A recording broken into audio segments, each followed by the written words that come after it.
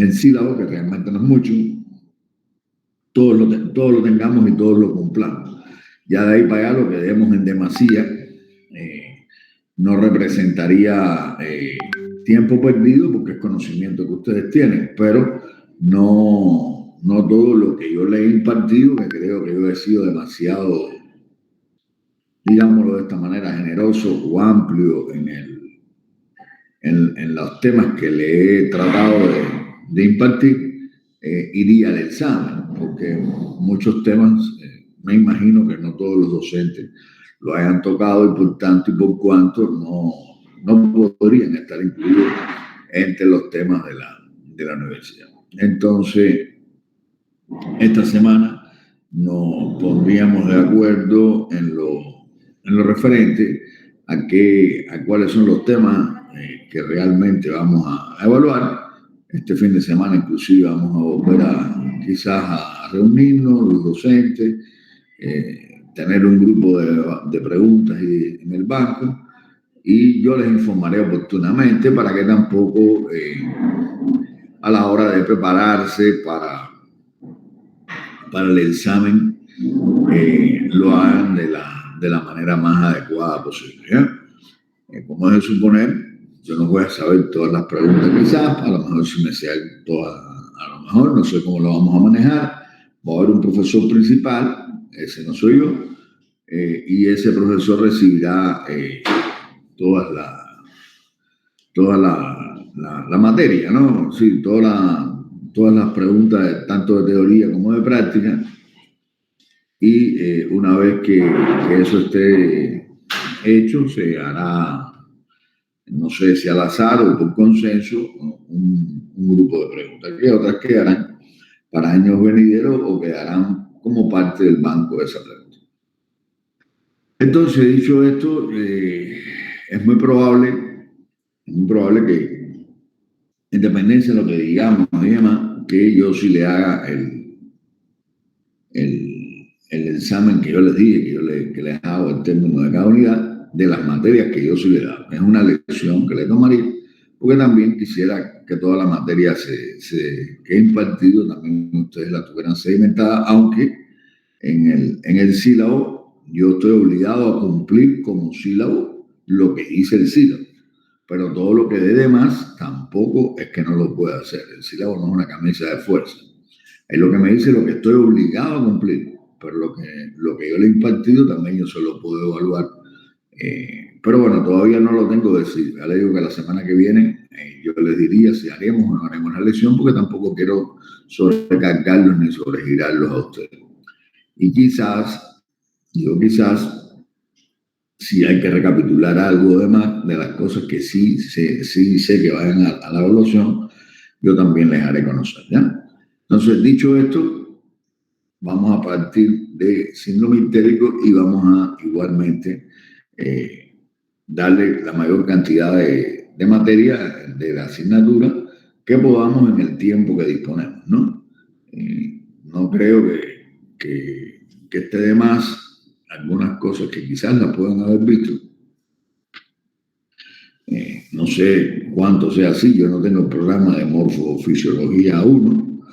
De hecho, esa fue una de las cosas que dije, que necesito ver qué los chicos han visto en el primer parcial, porque me dijeron que ustedes ya habían visto el año pasado enfermedades de tiroides. Les pregunto, ¿es así o no es así? Sí, doctor.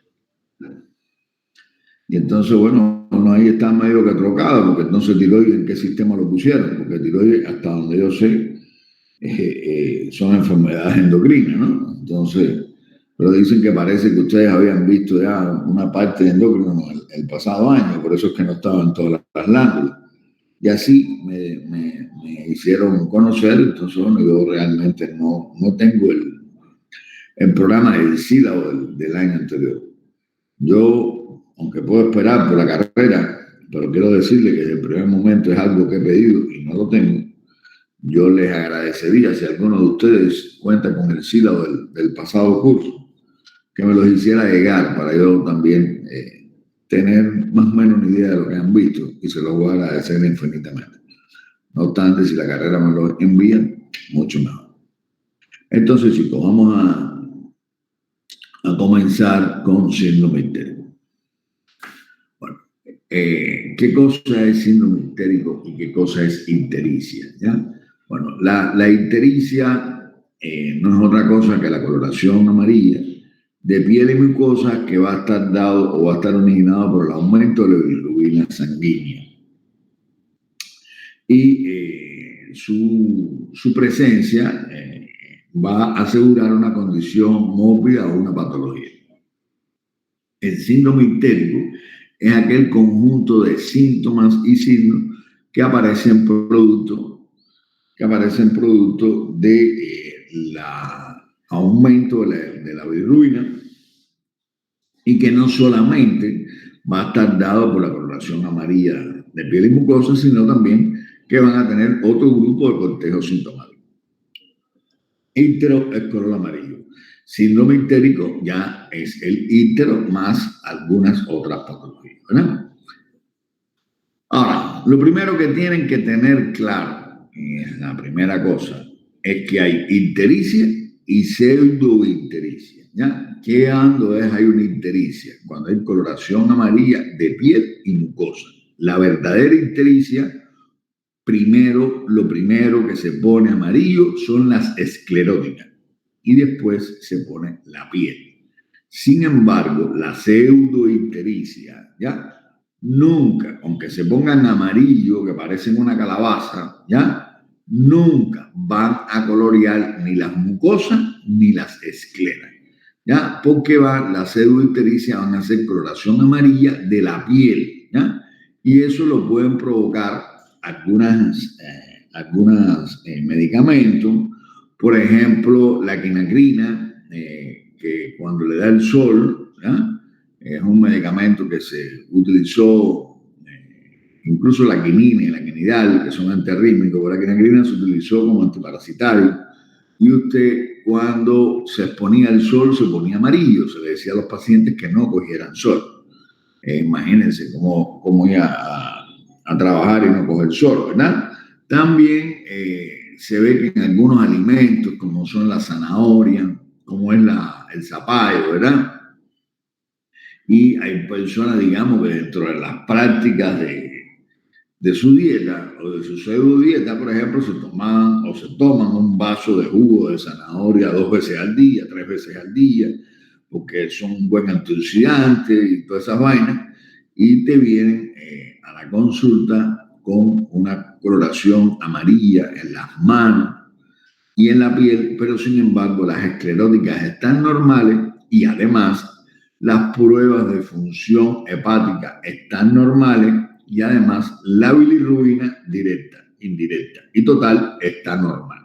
Por tanto, van a haber elementos clínicos y elementos de laboratorio que va a diferenciar la verdadera ictericia, que es causada esa coloración amarilla por elevación de la bilirrubina directa e indirecta, y la pseudoictericia, que es causada por impregnación de la piel de otras sustancias que no va a ser realmente la bilirrubina. Dicho esto, tienen que tener claro un grupo de conceptos, ¿ya?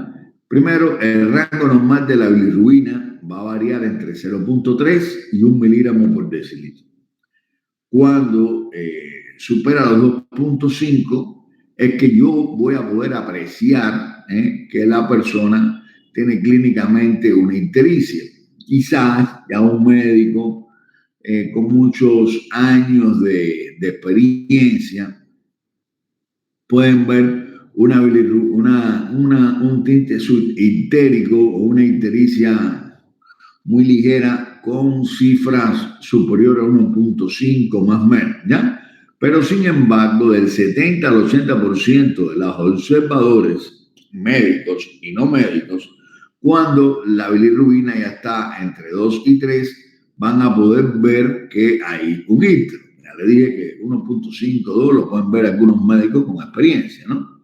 Y sin embargo, cuando la bilirrubina está por encima de 10 miligramos por mililitro, ya uno es un maíz, es una mazorca prácticamente, y el 83% de las personas, observadores cualquiera, se va a dar cuenta que la persona tiene un marcado ictero.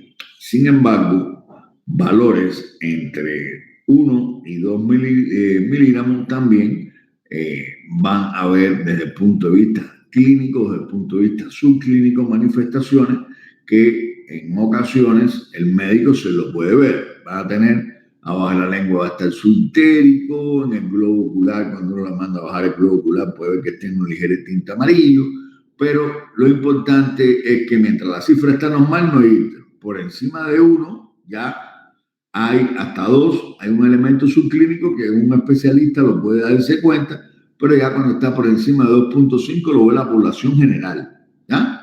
Y todo el mundo dice, está amarillo fulano, ¿verdad?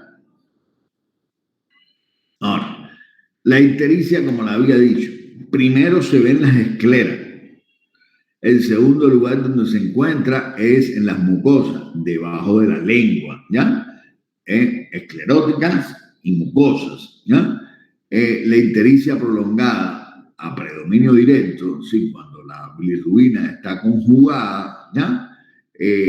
La piel se torna verdosa ya que se oxida como tal y la bilirrubina se va a transformar en biliverdina. Entonces, el íntero obstructivo, que es un íntero crónico, el íntero se va a tornar con un tinte verdoso, como si fuera una aceituna prácticamente.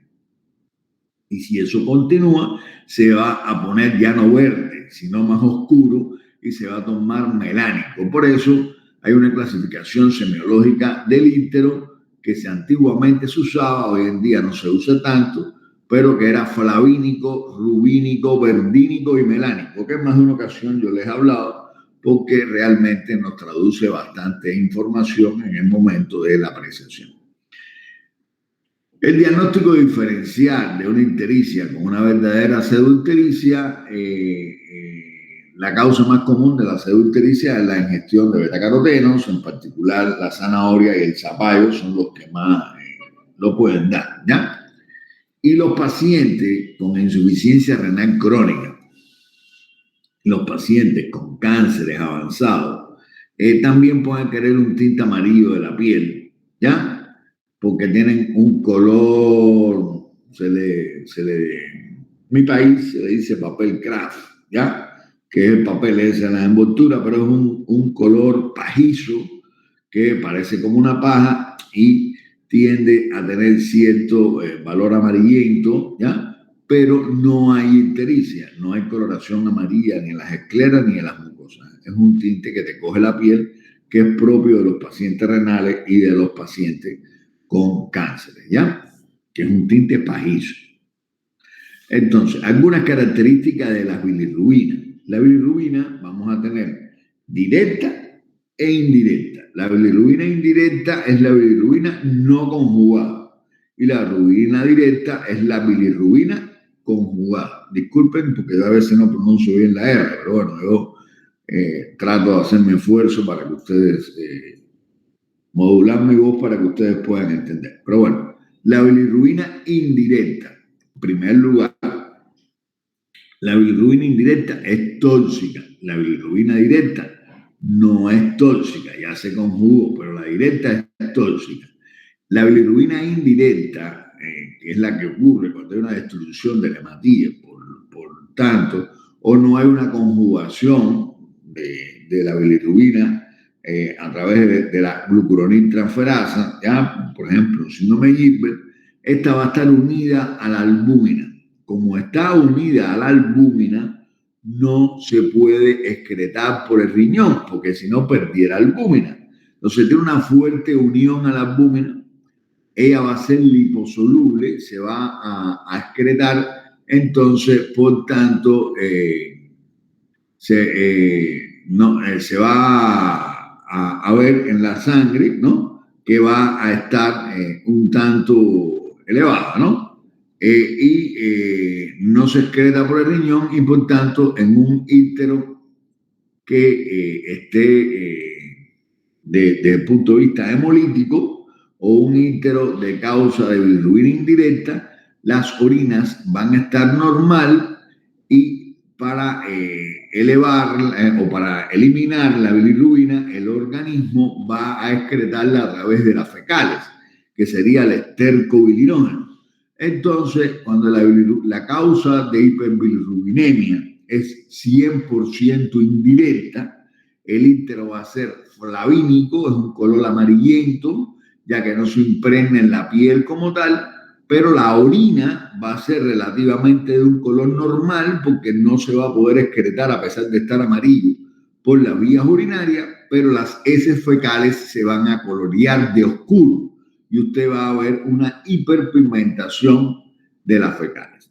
A diferencia de cuando la elevación es dado por la bilirrubina directa. Esta sí es hidrosoluble y por tanto se va a poder excretar a través del riñón o a través de las vías urinarias, ¿ya? Y entonces los niveles de esta bilirrubina van a estar muchas veces marcados por cuadros fundamentalmente se van a excretar a través de la bilis y no va a permitir que el componente obstructivo no va a permitir que se excrete. Y entonces las fecales van a estar o claras o hipocólicas. ¿Ya? No puede excretar bilis y no puede entonces eliminarla por la bilis, que sí pudiera hacerlo. Pero como es hidrosoluble y no está unida a las proteínas, el organismo tiene que botarla de alguna manera. ¿Y por dónde lo hace? Por la orina. Y entonces las orinas van a ser colúricas y las heces van a ser claras, ¿ya? Y lo hace a través de la excreción de urobilinógeno. El urobilinógeno tiene que estar conjugado previamente. El estercobilinógeno no tiene por qué estar conjugado, ¿ya? Pero en el caso de, eso es importante que se lo aprendan semiológicamente. La bilirrubina directa o indirecta. Si el íntero es por causa de bilirrubina indirecta, ustedes van a decir, o hay un trastorno en la conjugación, estoy hablando a grosso modo, o hay un trastorno en la conjugación de la bilirrubina, una enfermedad hereditaria con un Gilbert o algo de eso, o hay una hemólisis. Son las dos principales causas de hiperbilirrubinemia indirecta, ¿ya? Y ahí, ¿qué características semiológicas voy a tener? Orinas oscuras, discúlpenme, orinas normales y heces oscuras, ¿ya? Sí, la bilirrubinemia indirecta, las heces se van a hiperpigmentar y las orinas van a ser normal. Y el individuo va a tener un íntero que va a tener un tinte flavínico, amarillito, pollito, ¿ya? Entonces, ¿por qué? Porque casi siempre también se va a acompañar de cierto grado de palidez, porque la causa principal son anemias hemolíticas, ¿verdad? Entonces, resumiendo nuevamente, la indirecta va a tener un íntero flavínico, amarillito, a veces cursa con un poquitico de anemia, y la bilirrubina la va a excretar fundamentalmente por las fecales, porque no la puede excretar por el riñón, y entonces van a haber orinas normales y heces que van a estar hiperpigmentadas. Y en el caso de la directa pura, cuando es un componente obstructivo propiamente dicho, entonces las fecales van a estar acólicas o van a estar hipocólicas y las orinas habitualmente van a tener una coloración habitualmente normal, aunque pudieran tener cierto grado de elevación, ¿ya? En este sentido, y las orinas, la inmensa mayoría de las veces, va a estar bien teñida, bien colorida, porque van a eliminar la bilis a través del orina. Sí, la bilirrubina a través del orina. Estas personas con un íntero obstructivo también van a impregnar esa bilirrubina en la piel y van a tener ese tinte que se va a ese íntero a oxidar y va a dar una biliverdina que se va a teñir las personas de verde y al final casi que melánico. Y van a tener mucho prurito, característica propia de la impregnación de la bilirrubina en la piel. ¿Ya? Entonces, hasta aquí están claros. Uno es hemólisis, bilirrubina indirecta. Otro es obstrucción meramente dicha bilirrubina directa. ¿Ya? Ahora, el intrahepatocelular va a tener una elevación de la bilirrubina indirecta y una elevación de la bilirrubina directa. Porque en el intrahepatocelular hay un trastorno por la misma inflamación, va a haber un trastorno tanto en la excreción de la bilis, por la obstrucción de las vías biliares, producto de la inflamación de los vacinos hepáticos, pero también va a haber un trastorno en la conjugación y por tanto va a haber una elevación tanto de directa como de indirecta. Por eso cuando el ínteros hepatocelular, ustedes no van a tener anemia, pero van a tener un tinte medio rojizo, ¿ya? Y por eso el íntero se dice que es rubínico, ¿no? El tinte intérico va a ser medio rojizo y por regla general van a tener un poquito de cada una. Entonces, las orinas se van a tornar relativamente oscuras porque van a predominar la bilirrubina directa, pero las fecales en ocasiones, dependencia de la intensidad del íntero, las fecales pueden estar y el predominio, si tiene un predominio de directa o de indirecta, en ese momento el cuadro clínico, las fecales podrían estar hipercólicas, ¿ya? O podrían estar normales o podrían estar un tanto hipocólicas. Entonces uno tiene que preguntarle al paciente. Entonces, hasta ahí esa parte. ¿Preguntas, dudas que tengan? ¿Hasta acá? Bien. Doctor, sí, una preguntita. Dígame. Con respecto, usted mencionó la biliverdina, ¿verdad? Que el color, que la persona se volvía un color verdoso y todo eso. Ya. Entonces, con respecto a las personas que toman jugo, esos verdes, llega un punto que también se van a poner de ese tono. Va a pasar lo mismo que la ictericia que es por los carotenos.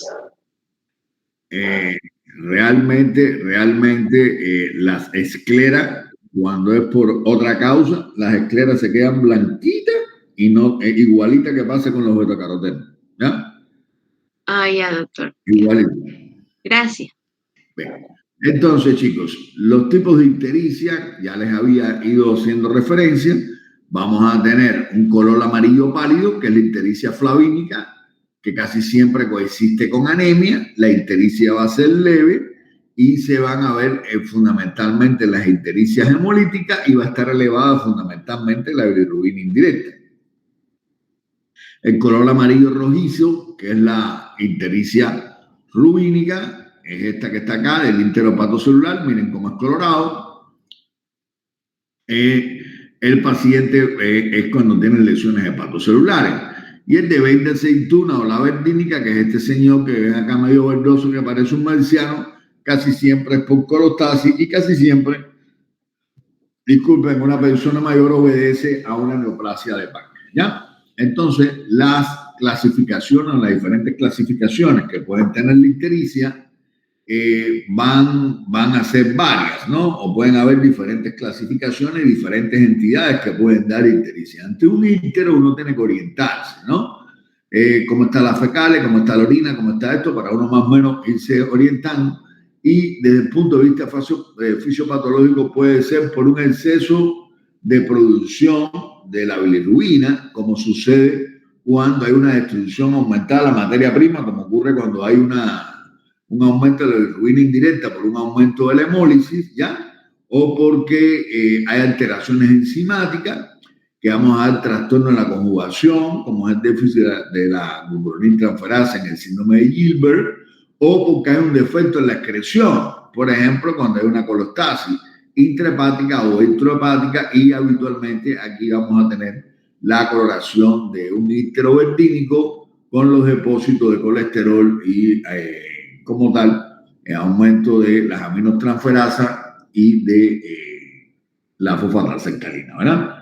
Desde el punto de vista etiológico, ya desde el punto de vista anatómico, ya aquí estamos hablando fisiopatológico porque tengo exceso de producción o alteraciones enzimáticas o un defecto de excreción, también etiológicamente uno mentalmente dice, bueno, es una causa prehepática, entonces o estoy ante una hemólisis o estoy ante un defecto enzimático, ¿no?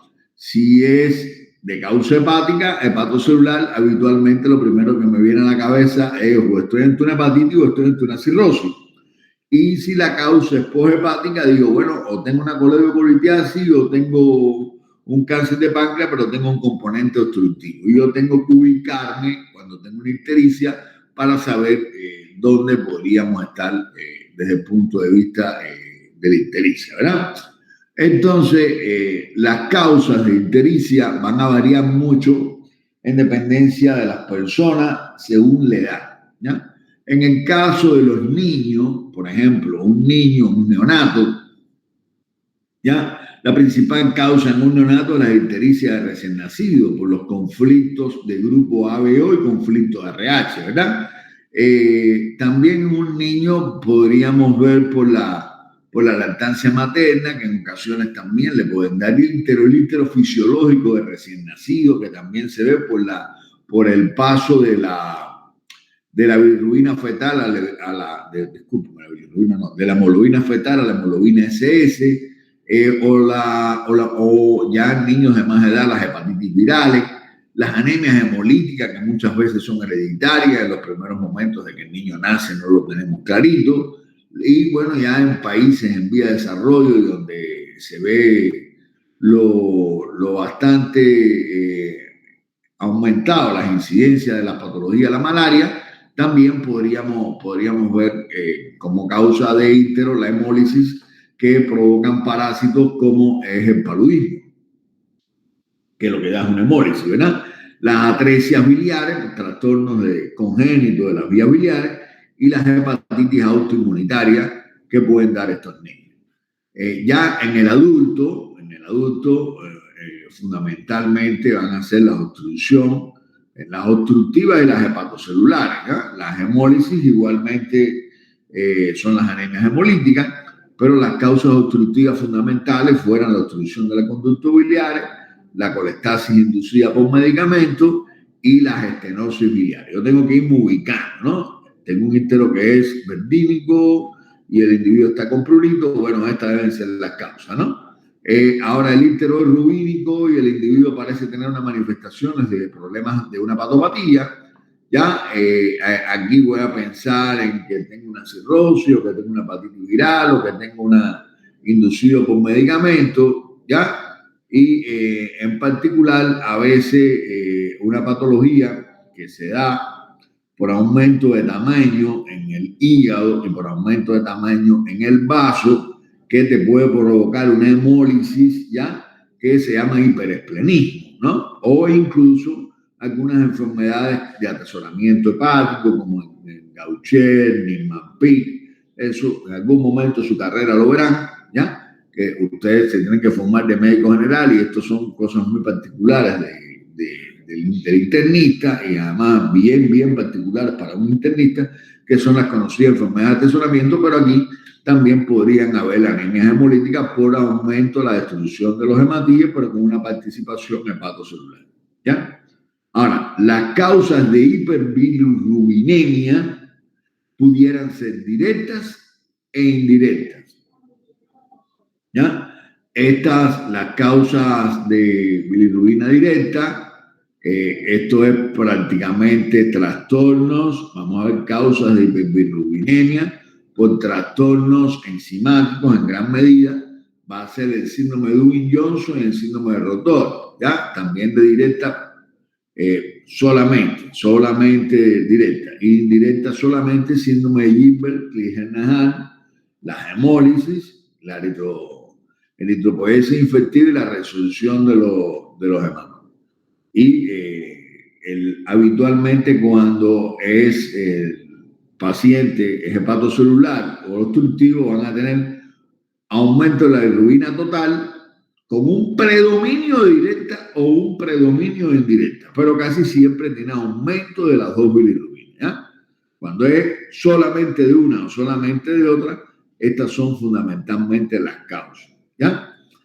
Ahora, el exceso de la producción, ya cuando hay una destrucción de la materia prima en particular, la destrucción de la hematía o un aumento de la capacidad de conjugación en el hígado, ya, y por tanto es decir, hay una glucuroniltransferasa que está muy rápida, ya va a haber un aumento de la bilirrubina indirecta, va a elevarse el urobilinógeno fecal, no se va a poder, las fecales se van a colorear de oscuro porque no se puede excretar por vía urinaria la bilis debido a que está unida fuertemente al abdomen y no la puedo excretar por el riñón, ¿ya? Y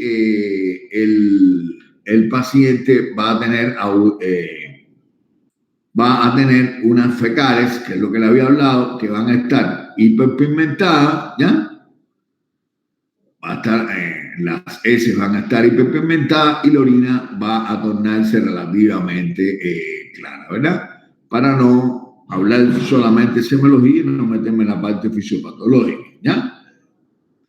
Trastorno de conjugación y transporte intrahepático. En este caso estaríamos hablando de algunas de estas enfermedades, como es el síndrome de Crigler-Najjar, el rotor, el Dewey-Johnson, hepatitis virales, tóxicas y autoinmunes, hepatopatía por depósito de minerales, como pueden ser la enfermedad de Wilson, que es el aumento de los depósitos de cobre, y la hemocromatosis, que es el aumento de los depósitos de hierro, y la cirrosis hepática. ¿Ya? En esto van a ver una hiperbilirrubinemia que es mixta, el urobilinógeno fecal va a estar normal o disminuido, y el urobilinógeno urinario va a estar normal o aumentado, y va a haber presencia de bilis en la orina. ¿Ya? En esta ictericia, las fecales se van a tornar ligeramente hipocólica, no acólica, hipocólica, porque pueden todavía quedar un poco por la bilis, y las orinas van a tener también una coloración un tanto disminuida, relativamente clara, ¿ya? Esa es en una ictericia causada por estas patologías hipocólicas, y la orina que va a estar en un inicio tampoco muy coloreada. Ahora, cuando el defecto es en la excreción, sí, los centros obstructivos fundamentalmente, ya hay un bloqueo parcial o total en la excreción en las vías urinarias de las bilis.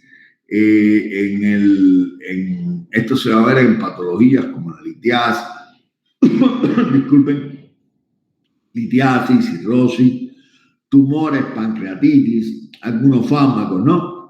Y los signos fundamentalmente se van a haber dado por un aumento de la hiperrubinemia directa, predomina, no quiere decir que no es indirecta, y en este caso las fecales se van a tornar, cuando el ítero es totalmente obstructivo, las fecales se van a tornar acólicas, totalmente blancas, ¿ya? Y las orinas van a estar bien oscuras. Y la bilis la va a elevar, es decir, la bilirrubina la va a provocar una coluria, y el urobilinógeno se va a excretar a través de la orina.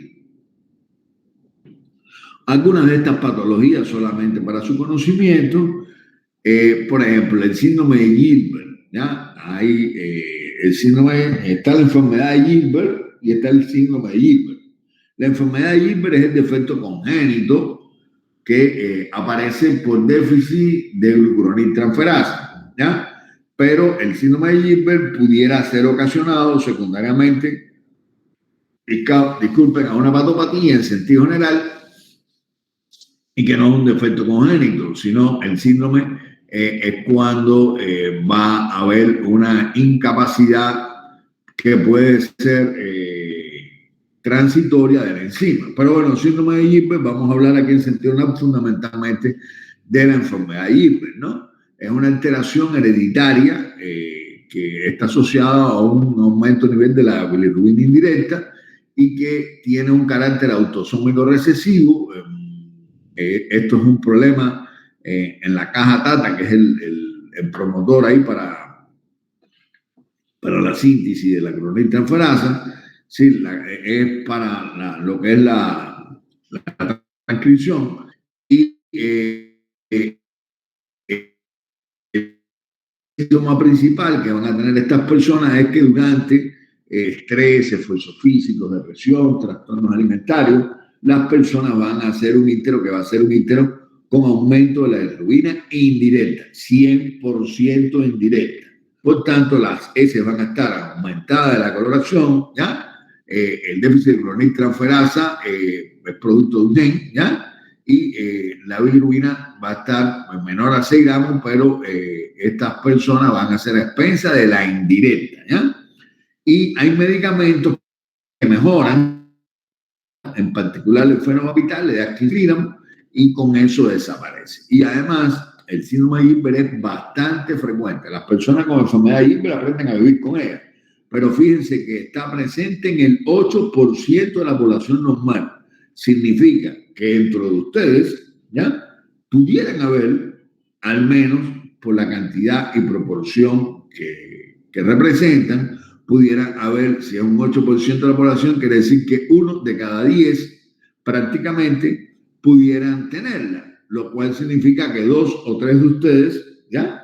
De los 36 que son el grupo, pudieran tener un síndrome de Gilbert. Entonces, fíjense que es relativamente frecuente.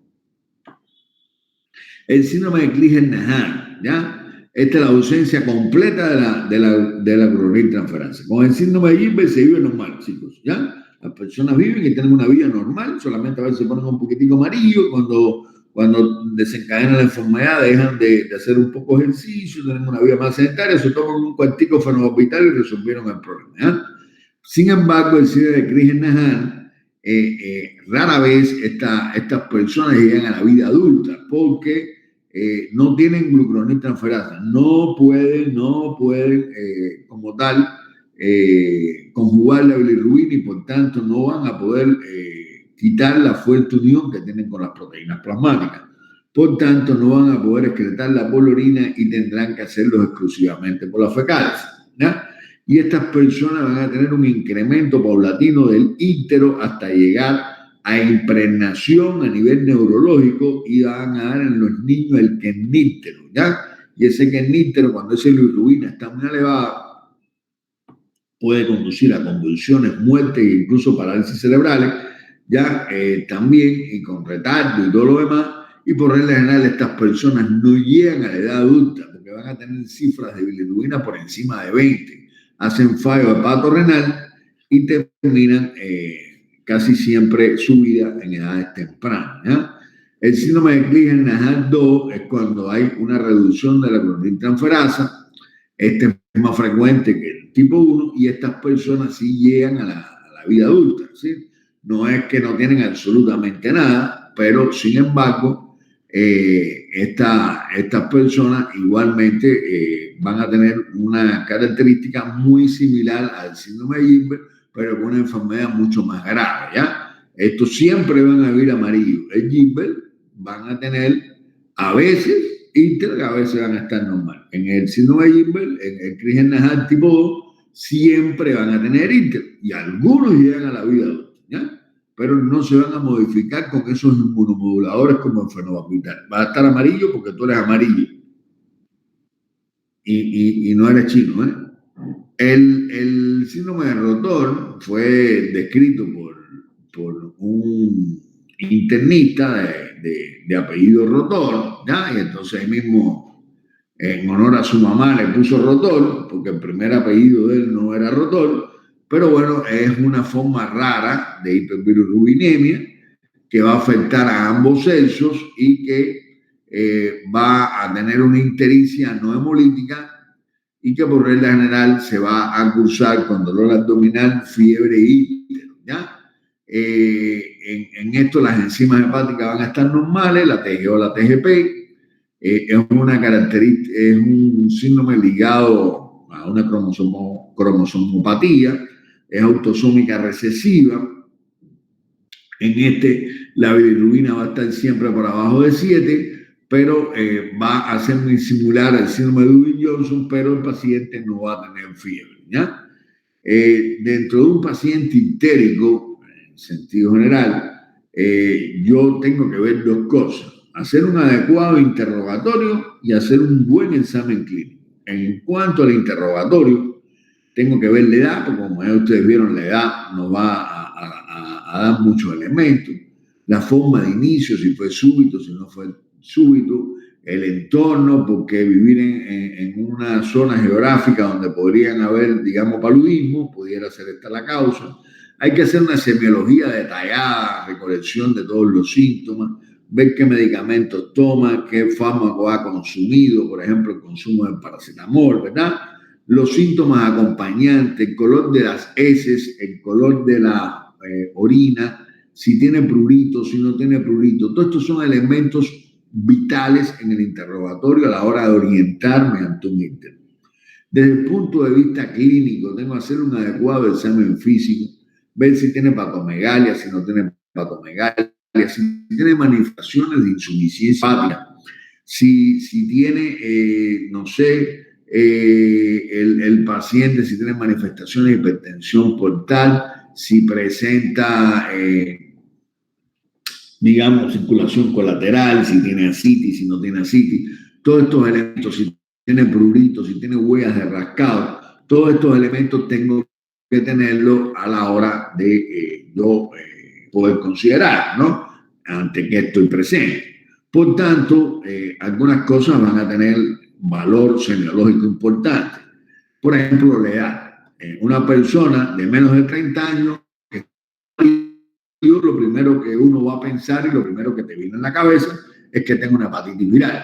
Sin embargo, si la persona tiene más de 50 años y se puso amarillo, usted no va a pensar en una hepatitis viral. Usted va a pensar en que tenga un cáncer. Sin embargo, o un trastorno en las vías biliares, ¿ya? Cálculo, litiasis vesicular y demás. Sin embargo, si es un neonato, voy a pensar en un íntero-fisiológico de recién nacido. Pero si no, voy a pensar en un conflicto ABO, todas estas cosas, o un conflicto RH. En el sexo, no, en el sexo no tampoco es exacto, pero por regla general, las mujeres van a padecer más de litiasis vesicular, sobre todo posparto, y cirrosis biliar primaria. Sin embargo, en los hombres va a ser más presente la colangitis o la pancreatopatía, que las mujeres, sobre todo por el consumo de alcohol.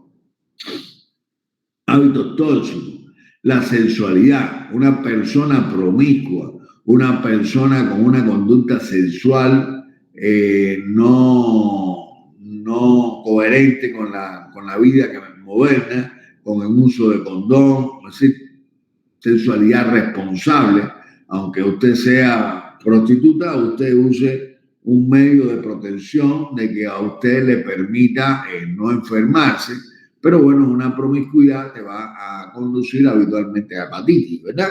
O a enfermedades de transmisión sexual que te pueden conducir a trastornos hepáticos. Igualmente sucede con la drogadicción y con el alcoholismo, que además de ser un tóxico directo, cuando usted está borracho, usted hace cosas que normalmente no haría cuando usted está totalmente cuerdo. Y a veces despiertas al lado de alguien y usted dice, ¿y qué hice? ¿Y qué pasó? ¿No? No siempre sucede, pero eso le puede pasar en el alcohol, ¿ya? La exposición y contacto, los riesgos laborales, los pinchazos con agujas, la exposición a metales pesados, a solventes, etcétera, ¿no? Los trastornos odontológicos que te pueden transmitir hepatitis, sobre todo la hepatitis B y la C, con los tatuajes, con los piercings, ¿verdad? El haber viajado a zonas endémicas donde hay una alta prevalencia de hepatitis A o hepatitis sérica también, como en la B, todas estas cosas han de tenerlas ustedes en consideración. La forma de comienzo también te da muchos elementos. Una forma de comienzo súbita me hace pensar a mí en una hepatitis viral o inducido por droga o por litiasis. Sin embargo, una forma lenta e insidiosa me va a hacer pensar en enfermedades de tipo neoplásicas, en trastornos de páncreas y en cirrosis. Es decir, la forma de presentación súbita, hepatitis, más lenta, cáncer y hiperatones obstructivos. El que tenga prurito me hace pensar en que tenga una colestasis intrahepática o extrahepática, pero va a tener una colostasis. La presencia de fiebre me va a hacer pensar que el íntero es por sepsis o porque tengo una hepatitis viral o porque tengo una litiasis con una colangitis o demás, ¿verdad? El deterioro del estado general con marcada pérdida de peso o íntero, bueno, voy a pensar en un cáncer fundamentalmente de cabeza de páncreas. Continuando con la anamnesis, usted le debe de preguntar a su paciente desde hace cuánto tiempo, por ejemplo, si el paciente desde cuánto tiempo tienes el íntero, ¿no? Días o semanas, ¿ya? Bueno, ahí pienso en un íntero obstructivo, en una hepatitis. Pero si el paciente me dice, no, hace meses, entonces yo ahí voy a pensar en el que... Suso, ¿cómo se podrá quitar el que no suene cuando me pasan los WhatsApp? Bueno, sigamos acá. Cuando hace meses voy a pensar en una patopatía crónica o voy a pensar en una cirrosis hepática, ¿verdad? Son patologías además crónicas. Cuando pregunto cómo apareció, ¿ya? Cuando la aparición es brusca, habitualmente yo voy a pensar en una hepatitis vírica, en un componente tóxico o en un patrón obstructivo que es un cálculo migró. Sin embargo, cuando es progresiva y lenta, voy a pensar en un cáncer, voy a pensar en una cirrosis o en una hepatitis crónica.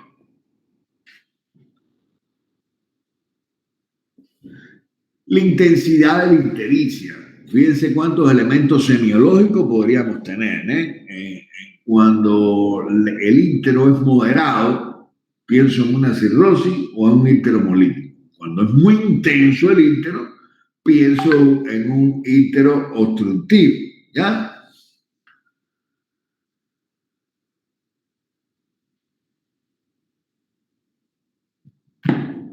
Pienso, todo el mundo, disculpen, todo el mundo ve que estoy conectado al WhatsApp y se están dando banquetes escribiéndome. No le contesto a nadie, pero molesto.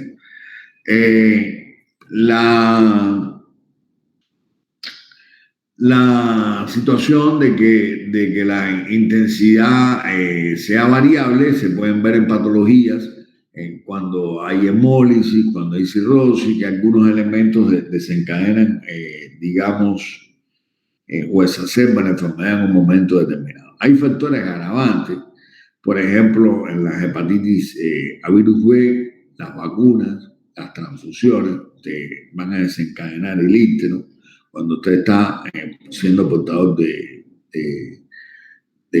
una hepatitis crónica tipo B, el síndrome de Gilbert, la fiebre y el estrés desencadenan ese íntero. Sin embargo, con fenobarbital o con ayuno se puede mejorar.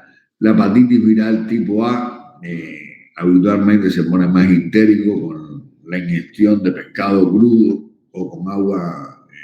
Bueno, casi siempre se va a ver, ¿no?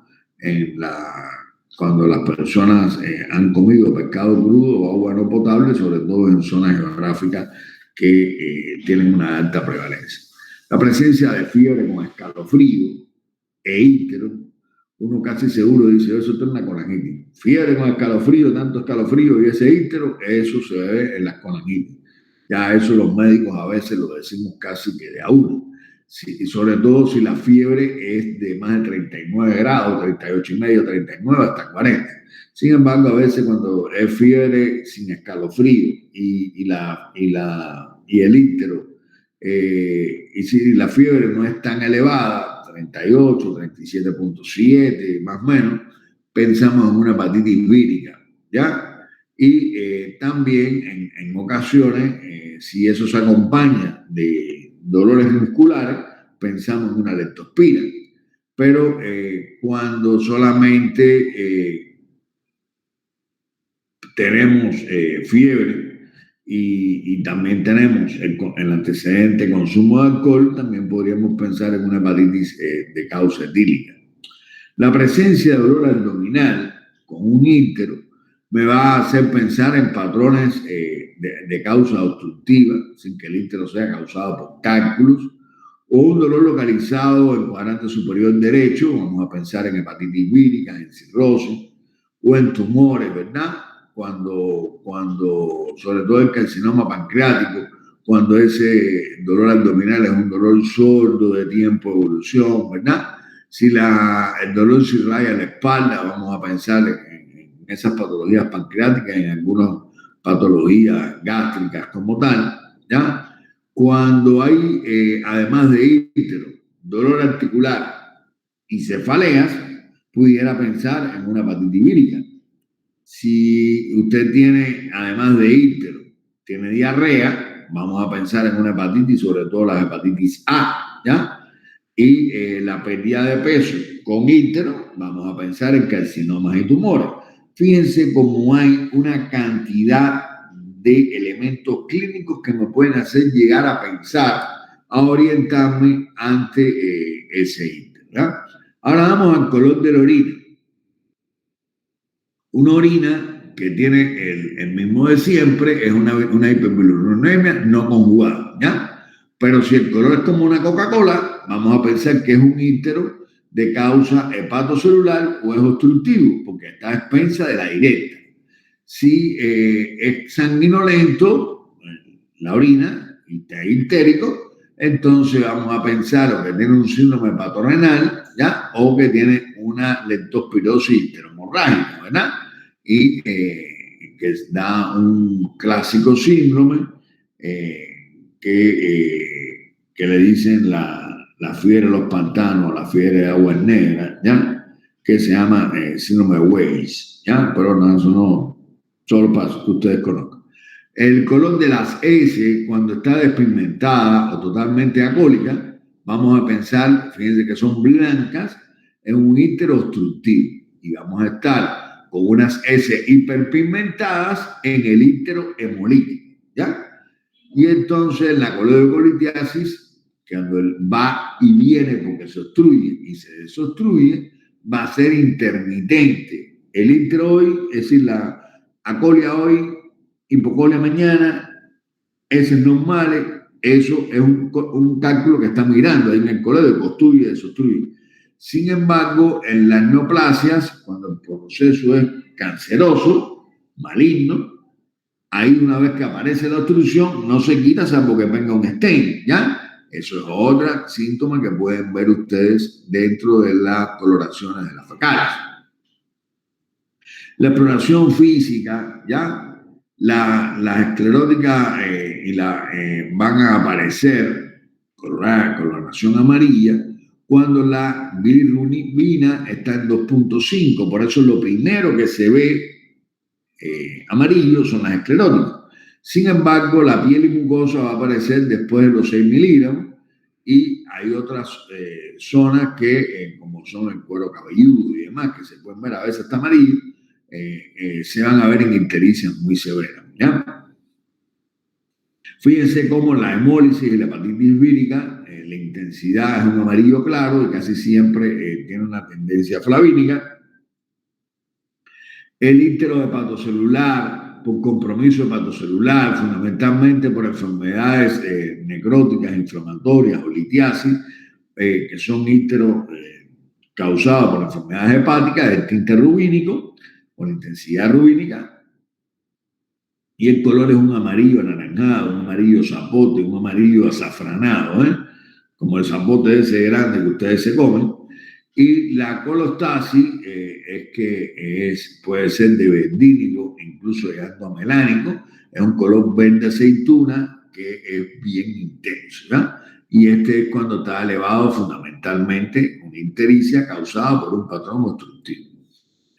Miren, algunas causales de colestasis prolongada van a aparecer o pueden aparecer esto que se llaman xantomas por aumento del colesterol, ¿ya? Y se ponen depósitos, xantomas y xantelesma, que es cuando esto ocurre en los párpados. Pueden haber escoriaciones producto del prurito, acropaquia, que es más, bueno, ya los deditos esos en palillo de tambor, ¿ya? Con uña en vidrio de reloj.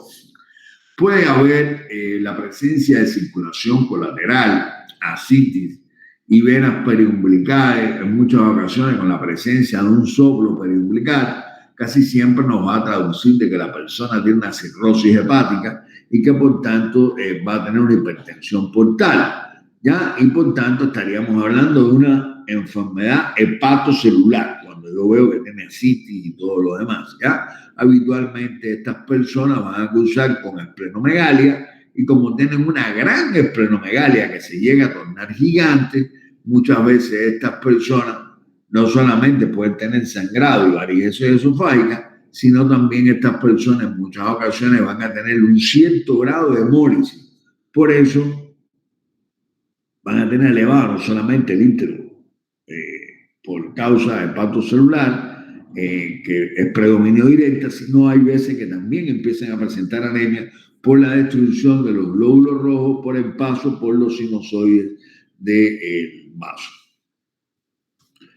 La cirrosis alcohólica ya te va o te puede provocar algunas características, como es un aumento de la parótida, sobre todo en este caso aumenta la parótida, un aumento de la parótida izquierda en esa señora, pero también te pueden dar, por el alcoholismo, puede haber una disminución de lo que es el estrógeno y pueden verse genicomastia, vello axilar, vello pubiano, que va a estar totalmente disminuido en el hombre, ¿ya?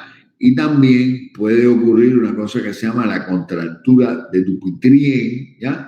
Y esa contractura de Dupuytren es una retracción que hay en los tendones flexores de la mano que impide la extensión completa de los dedos. Las personas extienden la manito y se le queda el dedo pequeño, habitualmente se le queda sin la posibilidad de una extensión.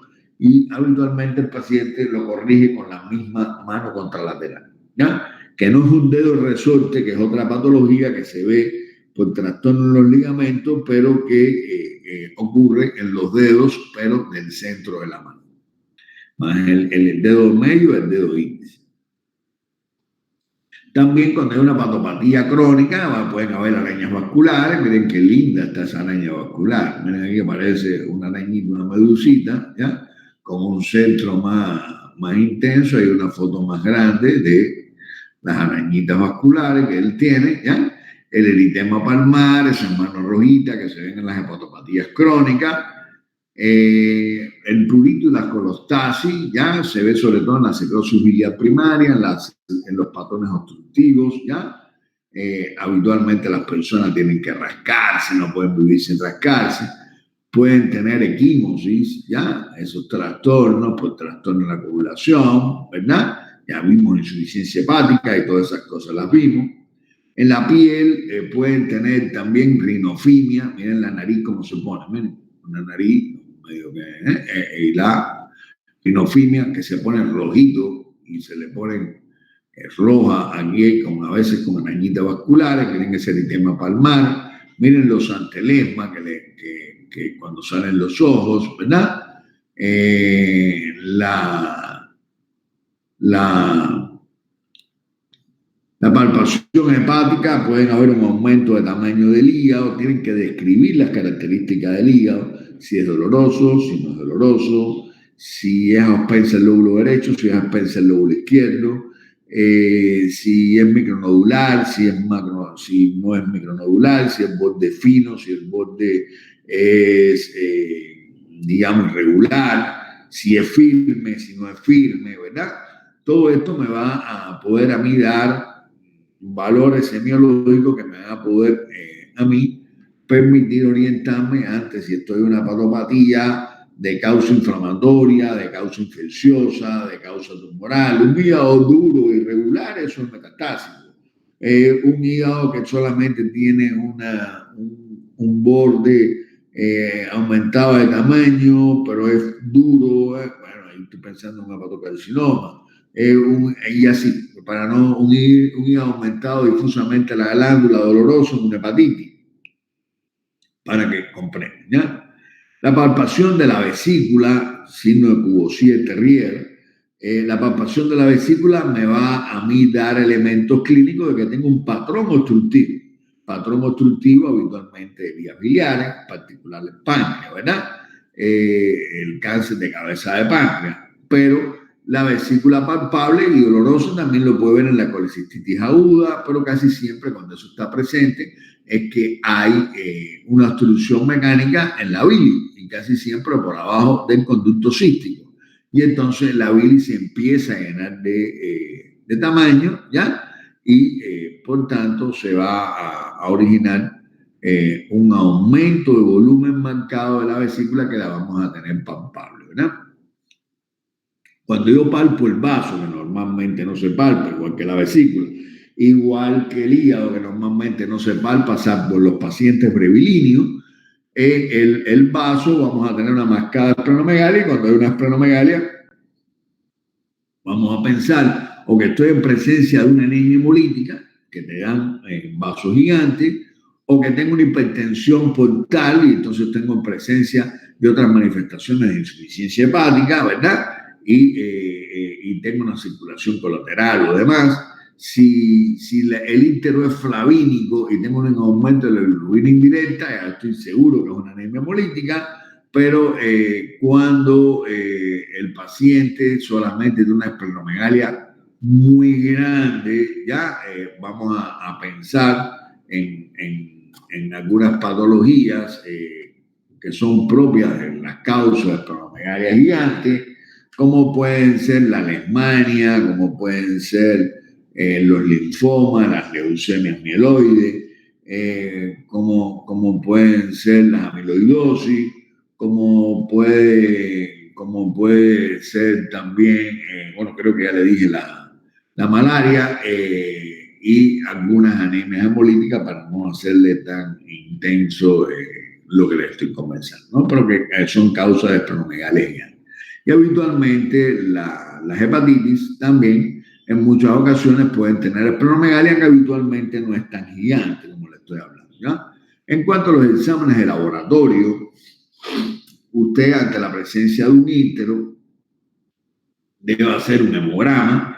Habitualmente en el hemograma yo voy a ver cómo está el hematocrito, cómo está la hemoglobina, para ver si hay una participación hemolítica o no, ¿verdad? En el hepatograma vamos a ver cómo está la bilirrubina, si estoy a expensas de la directa, de la indirecta, para ubicarme si estoy ante un íntero obstructivo, si estoy ante un íntero hepatocelular, si estoy ante un íntero hemolítico. Tengo que hacer enzimas hepáticas, TGO, TGP, GGT, fosfatasa alcalina, ¿verdad? La fosfatasa alcalina casi siempre se va a elevar en los íteros cuando están un componente obstructivo y casi siempre vamos a ver que se pueden elevar la TGO y la TGP en muchas de las patologías cuando el ítero es fundamentalmente hepatocelular. Entonces, por ejemplo, en la biometría hemática yo puedo ver presencia de anemia, aumento de los reticulocitos, que eso me traduce que hay una hemólisis, o trastornos en la forma del eritrocito, como pueden ser esfarocitosis, los hematíes en platanito que se ven en la ciclemia, así que el ser anemia o anemia falciforme, o los leucocitos con una presencia de blasto y una gran diferenciación, como puede haber una leucemia como tal, o una leucosis, o trastornos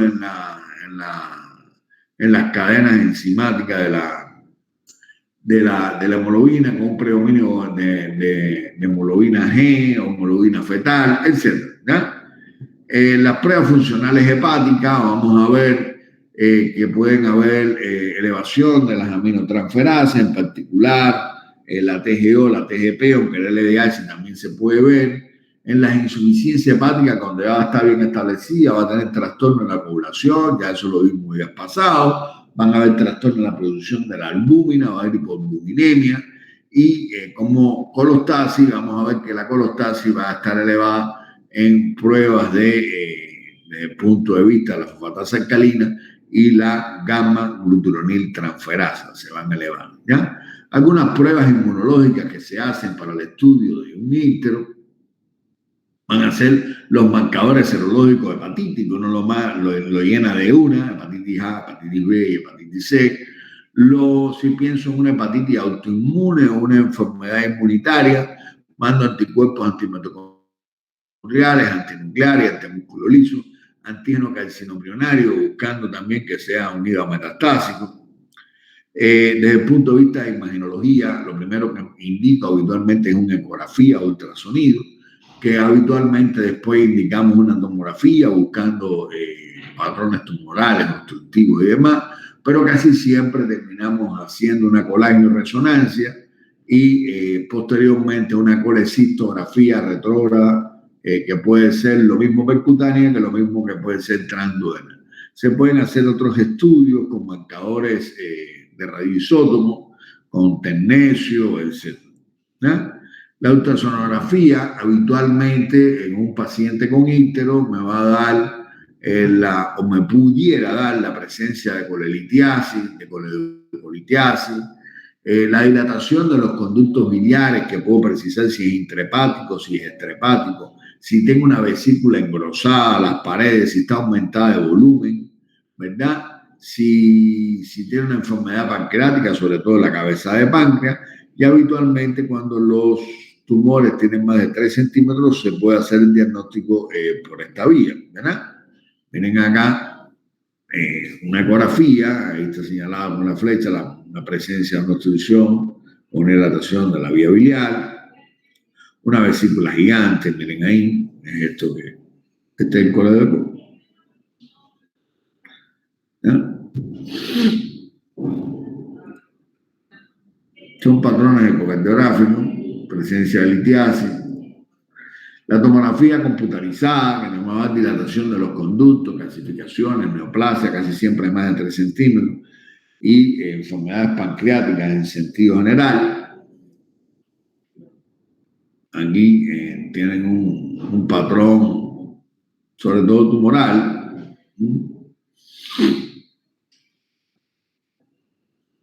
Neoplasia ahí de cabeza de páncreas. La colangiopancreatografía retrógrada endodenal o CIPRE es lo más útil porque me va a dar un diagnóstico más certeza y en muchas ocasiones puedo resolver el problema, no solamente diagnosticarlo, sino también tratarlo, ¿no? Va a dar el diagnóstico habitualmente de la causalidad del ítero y nos va a permitir extraer los cálculos y demás, e incluso en los íteros obstructivos colocar catéter o colocar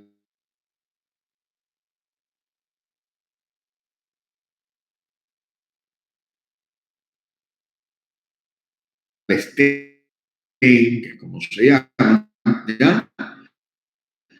Miren acá una imagen de una colangiopancreatografía provocada por los litiasis, y aquí están colocando un stent, ¿no? Para que saquen el stent es como un huesito, ¿ya? Un huesito que se coloca en las vías biliares para que éstas se dilaten y el tumor, esto es rígido, metal, y el tumor no lo puede comprimir, ¿no? En acá un stent.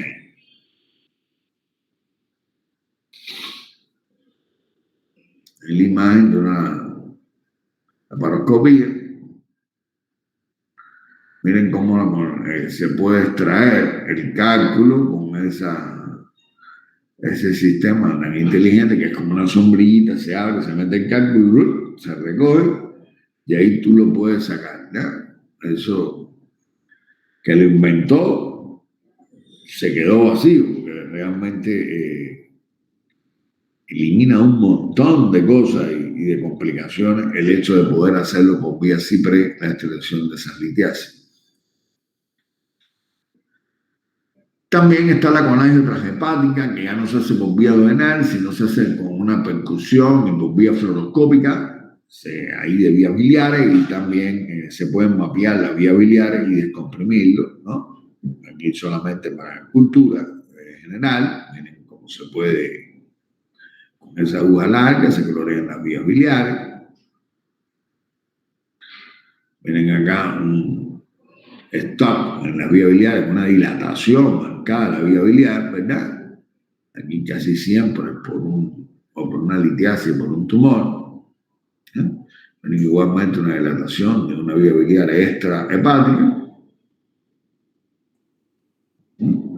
hay un stop en las vías biliares, estaríamos hablando de una tumoración, y hasta ahí la clase, chicos.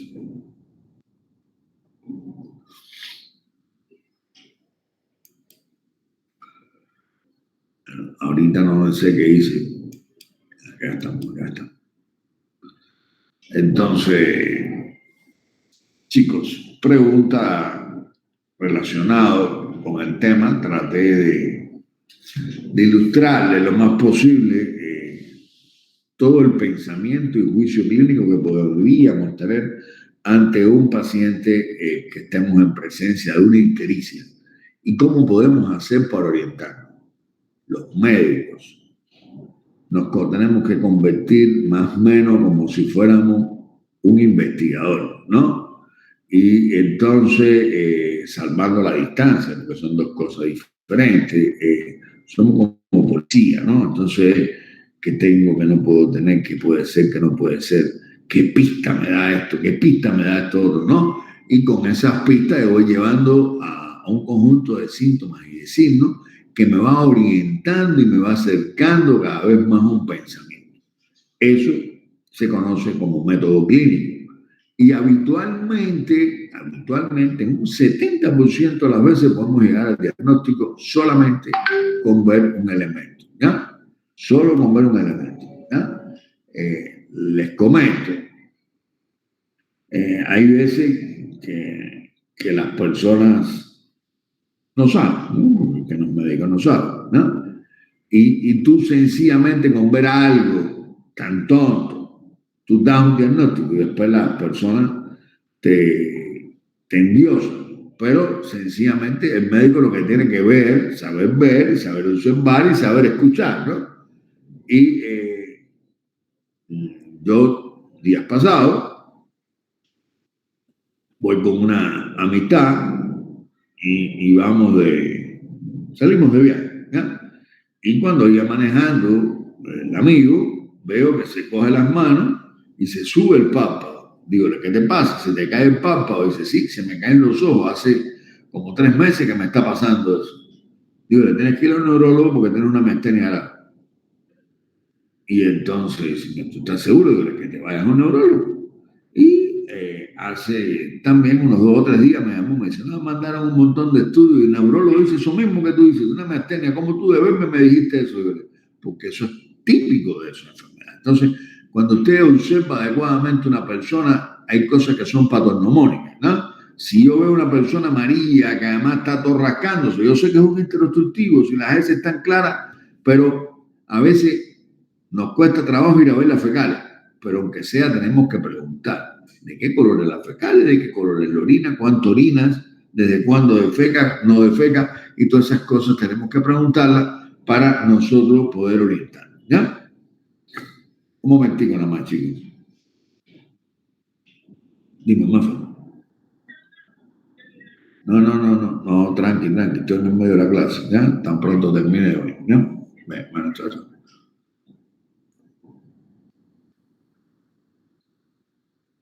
Entonces, chicos, ¿alguna pregunta, algo que quieran comentar? Doctor, Sí, vamos. Sí, una consulta. Con respecto a, usted había mencionado unos dedos en la hepatopatía, del dedo medio y del dedo. ¿Cuál era el otro dedo? El dedo pequeño, encima del codo, ¿ya? El dedo pequeño, habitualmente cuando van a abrir la mano, ¿ya? Miren acá a mí en la imagen, tratan de abrir la mano y se le queda el dedito, este dedo pequeño, no lo pueden abrir completo. Entonces pueden abrir estas manos, pero este se le queda, medio rectificando, ¿ya? Se le queda este dedo sin poderlo estirar, ¿ya? Y las personas que hacen crácata y se lo enderezan ellos. Pero que hay otra patología que se llaman dedos en resorte, que es una patología producto de trabajo en las manos, la mecanografía y demás, que se queda el dedito, se queda así y las personas se le traba y hacen tácata, y es como si fuera un fuelle, ¡pac! ¿Ya? El dedo en resorte es otra causa, es otra cosa, no es la misma patología, no es la patología hepática, casi siempre es el pequeño, ¿no? y esos dedos en resorte es una patología por aumento en las vainas de los nervios, ¿ya? Sobre todo los nervios medianos y demás. Y casi siempre son el dedo índice y el dedo del medio, ¿ya? A diferencia de esta otra patología hepática que es este dedito, ¿ya? Fue lo que el comentario. Doctor, con ese dedo pequeño, ¿sería un signo patognomónico? No, un signo. No necesariamente, ¿verdad? No. Ya. Es algo. Ya. Gracias, doctor. Doctor, yo tengo una pregunta. Mi pregunta, chicos, participen, vamos. A ver, es que usted mencionó que una de las etiologías para la ictericia en los niños era, si mal no recuerdo, la leche materna o la lactancia materna. Pero, yo había leído que en la ictericia fisiológica, cuando ya recibía la lactancia materna, era como que volvía a su estado normal, o sea, erradicaba ya la ictericia completamente porque la leche materna tiene ciertas enzimas desconjugadoras. Entonces, en sí, la leche materna o la lactancia materna podría como que erradicar o promover la ictericia o ¿cómo? A ver. La lactancia materna es total y absolutamente indispensable en los niños, ¿ya? Es muy importante que la madre le dé de lactar al bebé, porque el hecho de que la mamá le dé de lactar al bebé le va a pasar un grupo de inmunoglobulina y un grupo de nutrientes y necesidades que son las básicas en los bebitos. Por tanto, yo soy 100% defensor de la lactancia materna. Solo le comento que yo tengo 2 hijas y la madre de mis hijas estaba operada de los senos. No, pues, te vuelves a operar, mija, pero le tienes que dar lactancia materna por lo menos de 3 a 6 meses, porque si no, el niño va a estar totalmente, aunque tome otro tipo de leche, el niño va a estar totalmente desprotegido, porque en los primeros 6 meses de vida, las inmunoglobulinas en los niños no las producen adecuadamente y por tanto no va a tener una inmunidad humoral adecuada. Entonces el niño va a enfermarse muchísimo cuando es pequeño, sobre todo en los 2 primeros años de vida, cuando no han recibido una lactancia materna, porque la inmunidad en el niño es fundamentalmente pasiva por el paso de la madre, ¿no?, a la leche materna. Y por tanto, sí, en el íntero fisiológico de la madre es verdad que la lactancia materna la mejora. ¿Qué es lo que pasa? Que muchas veces puede aparecer íntero durante la lactancia materna, porque la mamá también le pasa al niño en la leche también muchos fármacos, muchos medicamentos y le puede pasar incluso hasta enfermedades por la lactancia materna. Y entonces, incluso, por ejemplo, hasta la hepatitis, ¿verdad? Entonces, no es la lactancia materna per se, sino lo que puede durante la lactancia materna haberle pasado la mamá al bebito.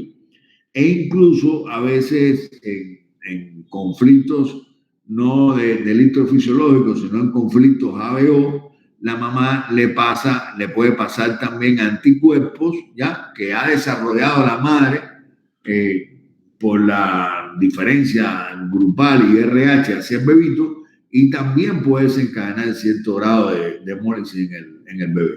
Yo no soy pediatra, hace más de 30 años que no hago pediatría. Sí, que no veo de nada de pediatría. Yo me hice pediatra porque fui el médico de mis hijas, ¿no?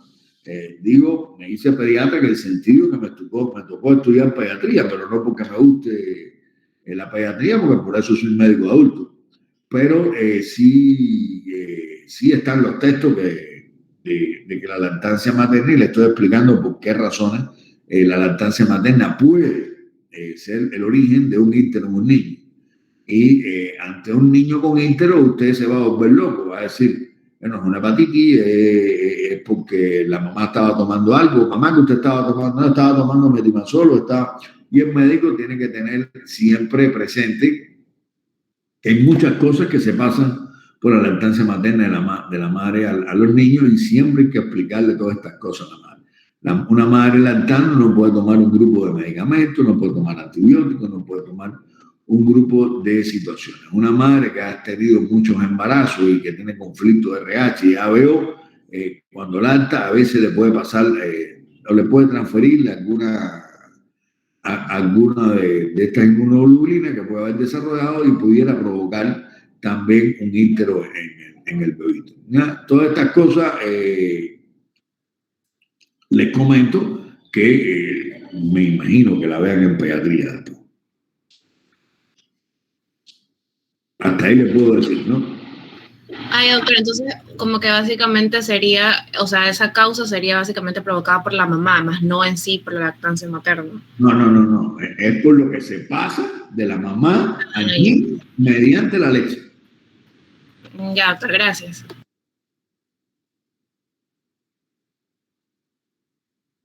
Otra pregunta, chicos.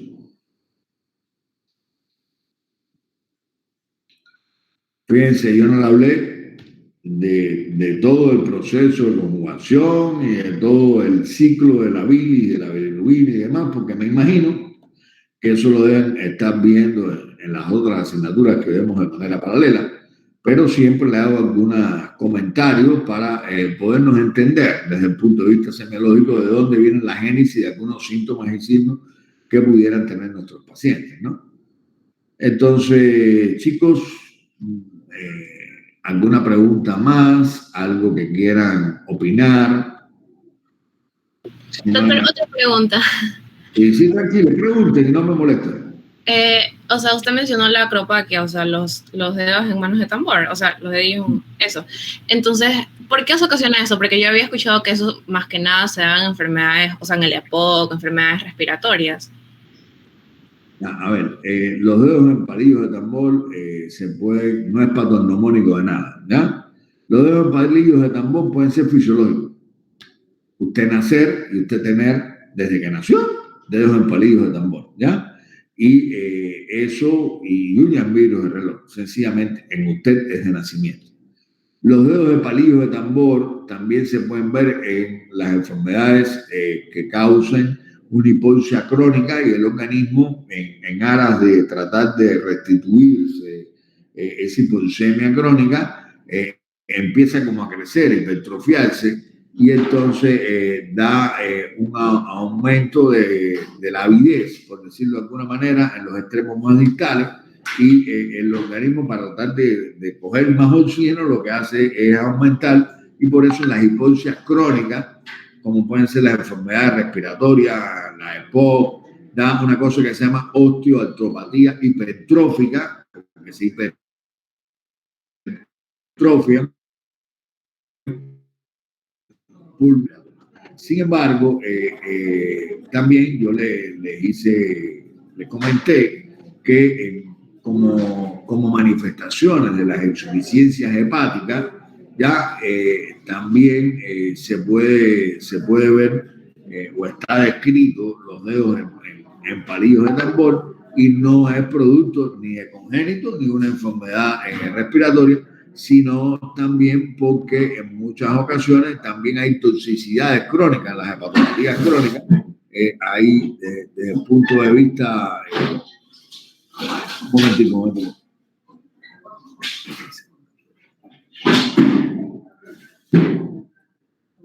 Desde el punto de vista en estos pacientes también en ocasiones yo les he dicho que hay hipoalbuminemia, ¿ya? Y como hay hipoalbuminemia, en muchas ocasiones va a haber una disminución en lo que es el volumen intravascular y por tanto de alguna manera los tejidos más periféricos son los más afectados, ¿ya? Y va a haber una hipoxia crónica, cianosis distales en pacientes con trastornos hepáticos como parte de la insuficiencia hepática, porque te va a dar una disminución en el volumen y te va a dar una hipoxia distal también, ¿ya? Porque respeto, siempre trato que el cerebro y el corazón no le falten. Y entonces igualmente te va a producir por otro mecanismo una osteopatía hipertrófica, porque al final la génesis es la misma, hay una hipoxia distal, ¿ya? No sé si con eso le aclaré lo que me estaba preguntando, doctor. Pero la génesis es igual. Ahora, los dedos empalidos de tambor me hace pensar, pero no es patognomónico de las enfermedades respiratorias. E incluso puede ser genético. Y normal, para usted es normal. Ahora, ante un paciente con dedos empalidos de tambor, no debe pensar en una enfermedad crónica como un cáncer de pulmón, una tuberculosis, y no debe de pensar también en una patopatía crónica, ¿ya? Que te haya conducido a una hipoalbuminemia crónica. Y por tanto, disminuye porque el líquido escapa al espacio extravascular y entonces va a dar una hipoxia crónica también en los lugares más acres y más lejanos del corazón, y en particular los dedos, ¿no? Los dedos de la mano es uno de los que más sufren.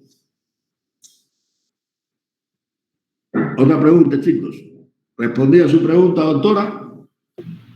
Sí, doctor, pero entonces eso ya no sería como que una lesión reversible, ya quedarían los dedos ya con esa manifestación. No, ya ahí te fregaste. Eso se queda así ya porque eso es una osteopatía hipertrófica. Es que el hueso aumentó de su tamaño y entonces ya no hay manera de quitarlo. Es como cuando uno hace una acromegalia. Ya te deformaste la cara, tienes que operarte casi que rasparte el hueso para eso. Sí, así mismo, ya eso no es reversible. Ah, ya, doctor, muchas gracias. Otra pregunta, chicos. Bueno, entonces, si ya no hay más preguntas, le damos las gracias a ustedes por haber organizado la charla, porque realmente la universidad nos hubiera dejado a todos con el deseo. Pero bueno, ustedes son más conocedores de estas herramientas que uno, y uno es más viejito, y los viejitos y la tecnología no. Trato de hacerlo, pero me cuesta, ¿no? Lo hago, pero me cuesta, no me es tan fácil. Habitualmente no es muy fuerte la tecnología, pero bueno, tengo una chica de la edad de ustedes también que me ayuda en esas cosas. Pero bueno, antes yo cuando estaba en la casa de fulana, Daniela, me ayudaba, pero ahorita estoy solo aquí, así que cuando me trabe le tengo que preguntar a ustedes mismos, ¿eh? Por eso lo primero que hice fue hacer el grupo de WhatsApp para que no hubiera problema. Entonces, chicos, espero que les haya gustado el tema y sobre todo tratamos de orientárselo para que vean cómo los elementos clínicos pueden ser elementos de juicio a la hora de uno conducir una investigación y a la hora de uno orientarse ante un ictero, que es algo relativamente frecuente y que además cuando alguien se pone amarillo va al médico. Olvídense eso, que se va al médico, y por tanto a veces están amarillos, no se han dado cuenta, ¿no? Pero cuando él se pone amarillo habitualmente va al médico. Y recordar que para mirar un ictero lo primero que tienen que ver es la esclerótica de los ojos. La persona de raza negra, de negra de pura raza, habitualmente los ojos no son del todo blancos y uno le surge la duda. Cuando eso pasa, usted le dice, abre la boca, levanta la lengua, y en la base de la lengua, por regla general, también es el segundo lugar donde usted va a ver el ictero y lo va a ver ahí. Ahora, pero el ictero lo puede ver en las uñas, lo puede ver en la palma de las manos, cuando ya está ya más intenso. Pero a veces, en donde es más difícil ver el ictero, es en la raza negra, que una vez clínicamente dice, está amarillo o es el color amarillo propio de la raza, y ante la duda usted le manda una bilirrubina y más nada. ¿Ya? Y por supuesto también la raza china son amarillos, por eso le dicen los amarillos, pero las escleróticas de ellos son blancas. Por tanto, el negro no se pone amarillo porque la melanina no la deja ver, pero en las escleróticas sí se ponen bien amarillos, pero cuando es muy oscuro, los pacientes, sobre todo africanos, sí, yo miraba y decía, caramba, yo poco tiempo, pero estuve en África también. Yo soy tropicalista, además de internista, soy infectólogo, pero soy tropicalista. Y como parte de la formación, uno iba a África a ver malaria, a ver esas cosas. Y uno decía, este ictérico es la raza, porque casi todos eran. Y bueno, la ictericia en África, eso es malaria. Malaria crónica casi siempre por Plasmodium vivo, porque el Plasmodium falciparum no da eso. Cuando te estás amarillo en Plasmodium falciparum, ahí casi que estás muerto. Pero bueno, solo les comento. Entonces, chicos, si no hay más nada, ya ahorita sí me despido de ustedes y nos estaríamos viendo la próxima semana, ¿ya? Y ya el lunes yo le traeré noticias de cómo vamos a proceder en el resto de lo que queda de este primer parcial, ¿ya? En cuanto a las actividades evaluativas y en cuanto a los temas que vamos a evaluar, ¿ya? Entonces, muchachos, hasta el próximo lunes. Gracias, doctor. Cuídese. Cualquier cosa que yo me entere, yo le estaré avisando. Gracias, doctor. Ok.